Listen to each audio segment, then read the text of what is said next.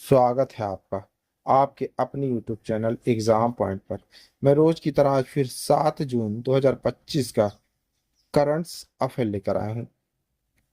7 जून के जितने भी इम्पोर्टेंट क्वेश्चन बनते हैं उन्हें हम डिस्कस करेंगे, उनके इम्पोर्टेंट फैक्ट भी जानेंगे।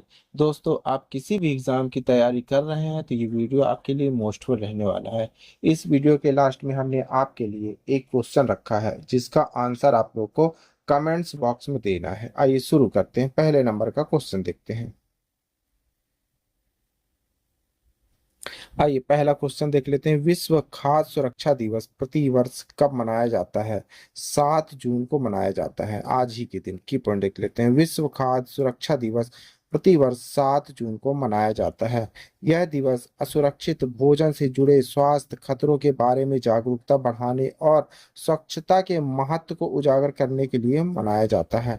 2025 की थीम है टिकाऊ खाद्य प्रणालियों को बढ़ावा देने पर जोर देती है, जो वैश्विक चुनौतियों के लिए लचीली है, जिसका लक्ष्य सभी के लिए दीर्घकालिक खाद्य सुरक्षा हासिल करना है। 2018 में संयुक्त राष्ट्र महासभा द्वारा इस दिन को चिन्हित किया गया था। WHO और खाद्य कृषि संगठन FAO संयुक्त रूप से इस दिवस को मनाने की सुविधा प्रदान करते हैं। आइए दूसरे नंबर का क्वेश्चन देख लेते हैं। भारत और इंग्लैंड के बीच टेस्ट सीरीज का नया नाम क्या रख दिया गया है? सही आंसर है बी, एडरसन तेंदुलकर ट्रॉफी। की पढ़ लेते हैं। टेस्ट क्रिकेट के दो महानतम खिलाड़ियों के सम्मान में एक ऐतिहासिक कदम उठाते हुए इंग्लैंड और वेस्ट क्रिकेट बोर्ड ECB और भारतीय क्रिकेट कंट्रोल बोर्ड BCCI ने संयुक्त रूप से घोषणा की है कि भारत और इंग्लैंड के बीच ऐतिहासिक टेस्ट सीरीज को अब एडरसन तेंदुलकर ट्रॉफी के नाम से जाना जाएगा। नाम बदलने का उद्देश्य इंग्लैंड के सबसे सफल टेस्ट गेंदबाज जेम्स एडरसन और भारत के महान बल्लेबाज और इतिहास में सबसे ज्यादा टेस्ट मैच खेलने वाले सचिन तेंदुलकर को सम्मानित करना था। आइए आगे बढ़ते हैं, तीसरे नंबर का क्वेश्चन देख लेते हैं। हाल ही में भारत निर्वाचन आयोग ECI ने किस उद्देश्य के लिए एक तकनीकी संचालित प्रणाली लागू की है? सही आंसर है सी, चुनाव के बाद इंडेक्स कार्ड और सांख्यिकी रिपोर्ट तैयार करने के लिए। की पॉइंट देख लेते हैं। चुनावी डेटा प्रसार में पारदर्शिता और दक्षता में सुधार की दिशा में एक महत्वपूर्ण कदम उठाते हुए भारत के चुनाव आयोग ECI ने चुनाव के बाद इंडेक्स कार्ड और सांख्यिकी रिपोर्ट तैयार करने के लिए एक प्रौद्योगिकी संचालित प्रणाली लागू की है।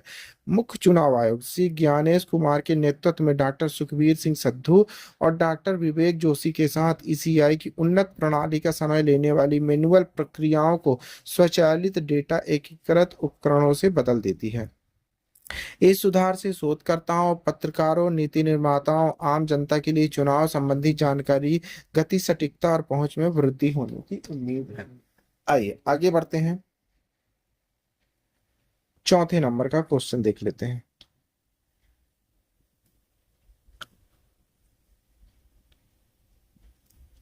प्रधानमंत्री नरेंद्र मोदी ने किस ऐतिहासिक रेलवे पुल का उद्घाटन किया है? सही आंसर है सी, चेनाब रेल पुल का। की पॉइंट देखते हैं। प्रधानमंत्री नरेंद्र मोदी ने 6 जून 2025 को जम्मू कश्मीर विश्व के सबसे ऊंचे रेलवे आर्च पुल चेनाब रेल पुल का उद्घाटन किया। यह ऐतिहासिक अवसर Udhampur Srinagar Baramulla rail link USBR परियोजना की पूर्णता को चिन्हित करता है, जो 42 वर्षों से निर्माणाधीन है और जिसका उद्देश्य कश्मीर घाटी को राष्ट्रीय रेलवे नेटवर्क से जोड़ना था। यह पुल एक पूरी तरह से विद्युतीकरणीय 272 किलोमीटर लंबे गलियारे का हिस्सा है और हिमालय की कठिन भौगोलिक परिस्थितियों को पार करते हुए इस क्षेत्र में व्यापार, पर्यटक और आर्थिक विकास के लिए नए रास्ते खोलता है। आइए आगे बढ़ते हैं, पांचवें नंबर का क्वेश्चन देखते हैं। भारतीय रिजर्व बैंक RBI की 55वीं मौद्रिक नीति समिति MPC की बैठक कब आयोजित की गई थी? सही आंसर है बी, 4 से 6 जून 2025 को। की पॉइंट देखते हैं। भारतीय रिजर्व बैंक RBI ने 4 से 6 जून 2025 तक अपनी 55वीं मौद्रिक नीति समिति MPC की बैठक आयोजित की। इस बैठक की अध्यक्षता गवर्नर श्री संजय मल्होत्रा ने की। यह बैठक बदलते वैश्विक आर्थिक परिदृश्य, घरेलू परिस्थितियों के बीच हुई, जिसके प्रमुख फैसले विकास, समर्थन, बी संतुलन बनाने की दिशा में इंगित करते हैं। रेपो दर 6.00% से घटकर 5.50% की गई। 50 बेसिस पॉइंट की कटौती। कारण उपभोक्ता मूल्य सूचकांक सीपीआई मुद्रास्फीति लक्ष्य से नीचे, जिसे विकास को समर्थन देना समर्थन है। आइए 6वें नंबर का क्वेश्चन देखते हैं। कोयला संयंत्रों में सल्फर सफाई उपकरण आवश्यक नहीं। फ्लू गैस डिसल्फराइजेशन एफजीडी इकाइयों का मुख्य उद्देश्य क्या है? सही आंसर है सी, फ्लू गैसों से सल्फर डाइऑक्साइड SO2 को हटाना। की पढ़ लिखते हैं। एक उच्च स्तरीय समिति ने सभी कोयला आधारित तापीय विद्युत संयंत्रों टीपीपी में फ्लू गैस डीसल्फराइजेशन एफजीडी इकाइयों के लिए आदेश को समाप्त करने की सिफारिश की।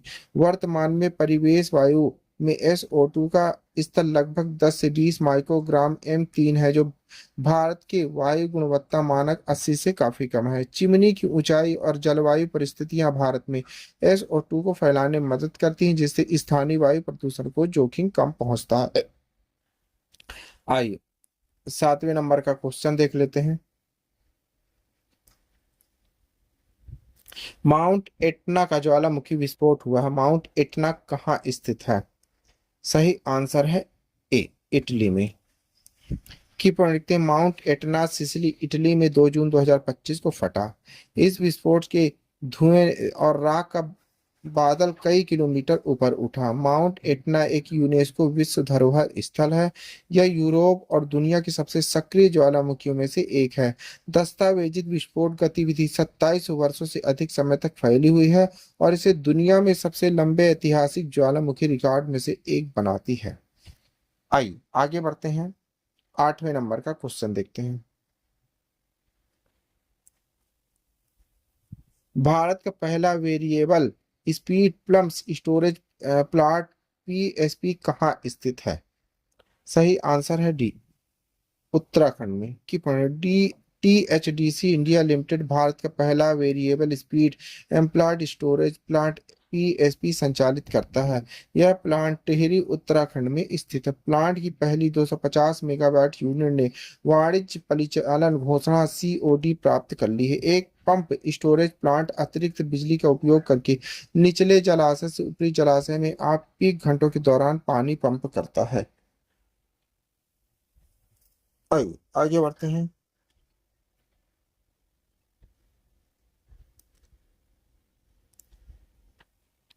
9वें नंबर का क्वेश्चन। भारत और राष्ट्रीय पोलियो निगरानी नेटवर्क केंद्रों को बंद करने की सरकार की योजना है।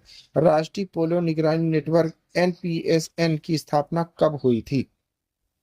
सही आंसर है डी, 1997 में। की पंडित विश्व स्वास्थ्य संगठन WHO के सहयोग से भारत सरकार ने राष्ट्रीय पोलियो निगरानी नेटवर्क NPSN को चरणबद्ध तरीके से कम करने की योजना बनाई। निगरानी इकाइयों की संख्या 2024-25 में 280 से घटकर 2026-27 तक 140 कर दी गई।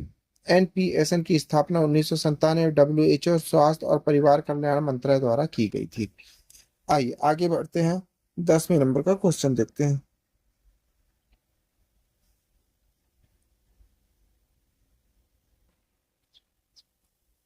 आइए 10वां नंबर देखते हैं। टीवी अभिनेता विभू राघव का कैंसर से लंबी लड़ाई के बाद निधन हो गया। उन्हें किस प्रकार का कैंसर था? सही आंसर है बी, कोलार कैंसर। की पढ़ टेलीविजन अभिनेता विभू राघव का निधन 37 वर्ष की आयु में हो गया। वे निशा और उनके काजिन सुप्रियो गूगल और दिरम जैसे धारावाहिक में भूमिकाओं के लिए जाने जाते थे और उन्हें चौथे चरण का कोलन कैंसर 2022 में पता चला था। विभू एक का नानावटी अस्पताल मुंबई में इलाज चल रहा था। आइए 11 नंबर देख लेते हैं।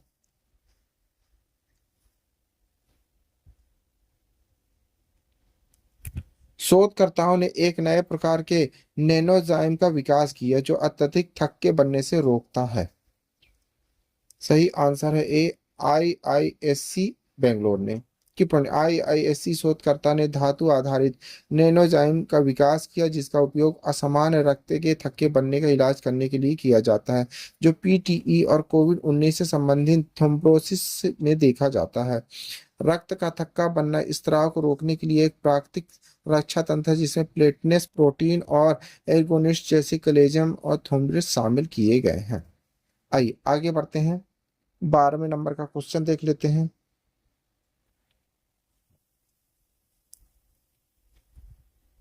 बेहतर पर्यावरणीय स्वास्थ्य के लिए एक्सपोसोमिस एक्सपोसिस का किसका अध्ययन करता है? सही आंसर है डी, गर्भधारण और मृत्यु तक के पर्यावरणीय जोखिम का। एक्सपोसोमिक्स किसी व्यक्ति के सभी पर्यावरणीय जोखिमों का अध्ययन और गर्भधारण से मुक्त मृत्यु तक होता है। इसका उद्देश्य जोनोमिक्स को पूरा करना है क्योंकि केवल आनुवांशिक पुरानी बीमारियों के जोखिम के 50% से कम हिस्से के लिए जिम्मेदार है। उच्च तकनीक उपकरणों जैसे रियल टाइम सेंसर, रासायनिक जैव निगरानी, एआई डेटा खनन का उपयोग करता है। आइए 13 नंबर का क्वेश्चन देख लेते हैं। भारत और वियतनाम ने मीडिया और मनोरंजन क्षेत्र सहयोग करने के लिए निर्णय लिया है।